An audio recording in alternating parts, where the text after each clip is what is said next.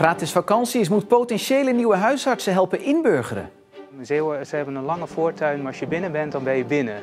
Daar ben ik heel benieuwd naar hoe lang die voortuin is en of ik binnen kan komen. En verder in het nieuws vandaag. Feestvakantie eindigt in quarantaine. En moeder en dochter knippen en lakken gratis.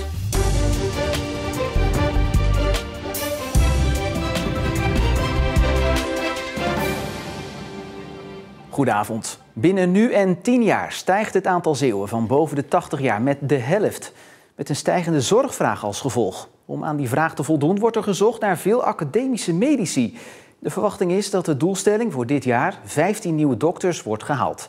En daarnaast wordt er van alles uit de kast getrokken om artsen te verleiden naar Zeeland te komen. Zoals met een verwenweekend. Huisarts in opleiding Michiel Berrens en zijn vrouw Roxanne zijn op verwenweekend in Zeeland.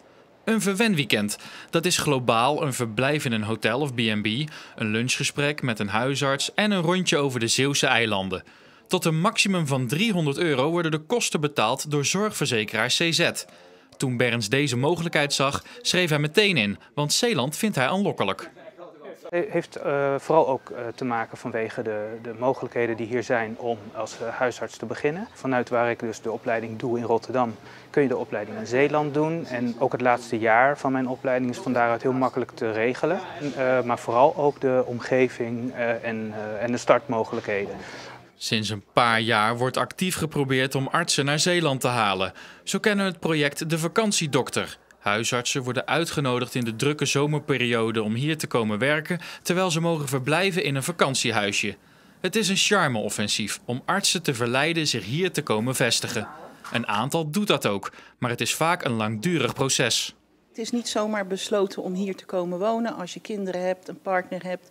En dat kan een traject zijn van 2 tot 3 jaar. En daar zijn wij actief bij betrokken.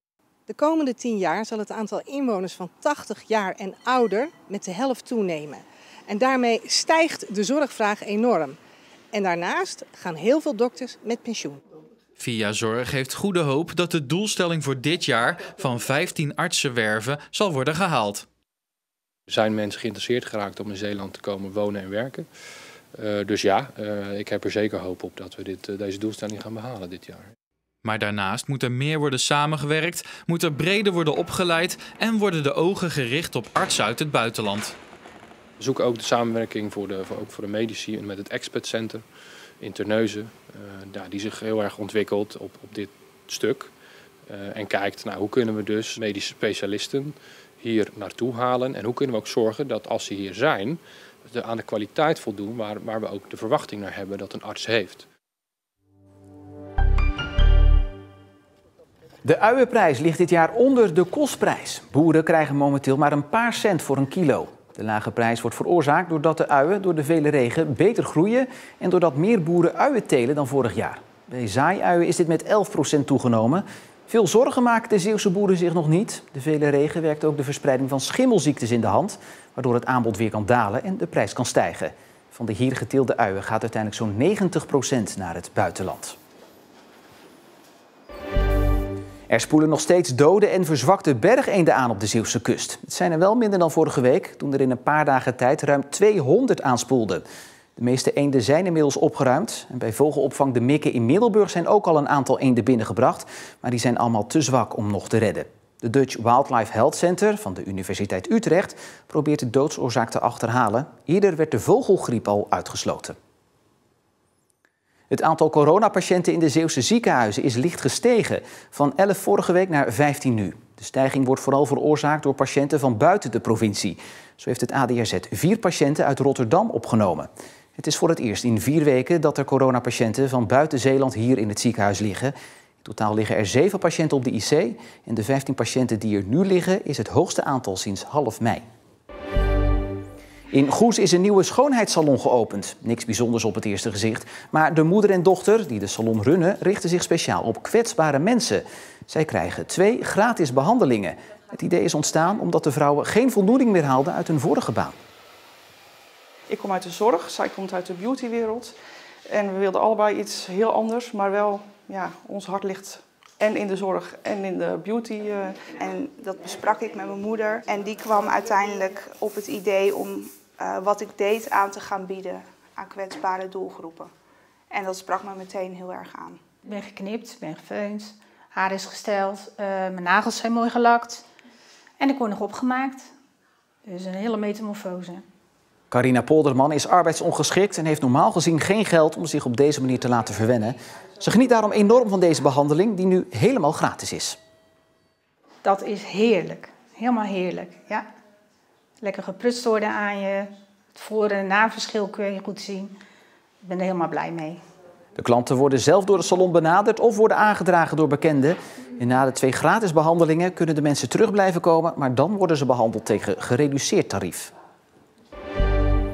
Hulst is buiten de prijzen gevallen bij de verkiezing van mooiste vestingstad van Nederland. Een verkiezing van de ANWB. De vestingstad haalde dankzij publiekstemmen wel de top 5, maar de eer ging uiteindelijk naar Gorinchem. De doorslag werd uiteindelijk gegeven door een vakjury met daarin onder meer Maarten van Rossum. In 2014 won Hulst wel de verkiezing. En een aangename verrassing voor de Walcherse parochie, want ruim 80 jaar geleden is er een koperen Maria-plaquette verdwenen na een kerkbrand. Maar nu blijkt dat het originele stuk altijd bewaard is gebleven en nu hangt het weer terug. Iemand heeft dat gezien en die heeft gedacht, hé, maar dat hoort eigenlijk daar en daar. En er is toen iets in gang gezet en dat is heel mooi, heel aardig, dat er een aantal mensen zijn geweest die hier aan gedacht hebben. En dat terwijl de kerk niet van het bestaan op de hoogte was. De kerk is vernietigd in de meidagen 1940. Al het koper dat er toen was in de kerk is gesmolten, verzameld, verstopt in de oorlog. En na de oorlog zijn er wat dingen van gemaakt voor in de kerk. Maar we wisten niet eens dat het er was en dat dit overgebleven was. Wij zijn er heel blij mee. En op onze site kunt u meer lezen over de historie van deze plaquette. Pavel Halm uit Vlissingen ging naar Mallorca om te vieren dat hij zijn HAVO-diploma had gehaald. Maar nu mag hij niet naar huis. Hij zou eigenlijk vrijdag naar huis vliegen, maar in plaats daarvan zit hij opgesloten in een hotel. Omdat hij positief testte op corona. En hij is niet de enige, want de quarantainehotels op het eiland zitten bomvol met vooral jongeren, vertelt hij tegen verslaggever Mercy Kamermans. Ik ben dus met 3 vrienden naar Mallorca gegaan. Maar ja, de ene laatste was ik dus een test doen, omdat mijn vrienden 2 keer gevaccineerd waren, maar ik 1 keer gevaccineerd ben. Dus ja, ik heb deze toen een dag van tevoren gedaan voor de vlucht. En ja, die was positief. Dus ja, op dat moment begonnen er allemaal belletjes. Ja, toen begon zeg maar heel mijn hoofd op hol te slaan. En ja, toen ben ik eigenlijk zoveel mensen gaan bellen om hulp. En ja, uiteindelijk door die hulp ben ik een soort van hier beland, denk ik. Inmiddels zit Pavel al 3 dagen in quarantaine op zijn hotelkamer. Lichamelijk heeft hij weinig klachten, maar geestelijk is het zwaar. Tot gisteravond voelde ik me best wel goed. Geestelijk iets minder, maar gisteravond hakte het er wel even in. Zeker omdat ik allemaal appjes kreeg van mensen die zeiden je moet dit doen, je moet dat doen, je moet zus doen, je moet zo doen. Je krijgt heel veel verschillende meningen. Ik wist dus echt totaal niet wat ik moest doen. Ja, we zullen wel zien of ik over 4-5 dagen positief getest ben of negatief getest word. En als dat niet zo is, ja, dan ga ik gewoon zo snel mogelijk terug. Maar ik voel me geestelijk nu niet echt goed. Ik wil gewoon heel graag naar huis. Pavel baalt ontzettend van de situatie. Maar hij steekt wel de hand in eigen boezem. Omdat hij er zelf voor heeft gekozen om uit te gaan op Mallorca. Ja, als je jong bent, dan denk je vaak niet aan de consequenties. En dan denk je gewoon gaan. Ik moet nu gewoon opdraaien voor de consequenties. Omdat ik heb het gewoon zelf gedaan. Ik heb het in mijn eigen handen. Ik ben nu gewoon volwassen. Dus ik zit hier en ja, weet je, ik voel me slecht. Maar ik ga het nooit van mijn leven vergeten.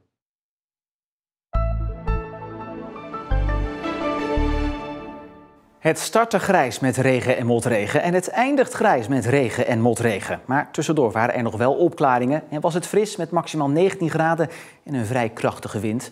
Vanavond neemt die wind af en blijft het droog. Net als morgen het grootste deel van de dag, maar er blijft een kans op regen bestaan en dat bij maximaal 19 graden. En dan tot slot nog een huishoudelijke mededeling voor de nachtbrakers onder ons. Want Omroep Zeeland Radio is vanaf vannacht 1 uur niet te beluisteren vanwege technisch onderhoud. En de verwachting is dat het signaal ergens rond 3 uur vannacht weer is hersteld. Dus het ligt vannacht niet aan uw toestel, maar aan werkzaamheden. En tot zover Zeeland Nu voor vandaag. Tot morgen.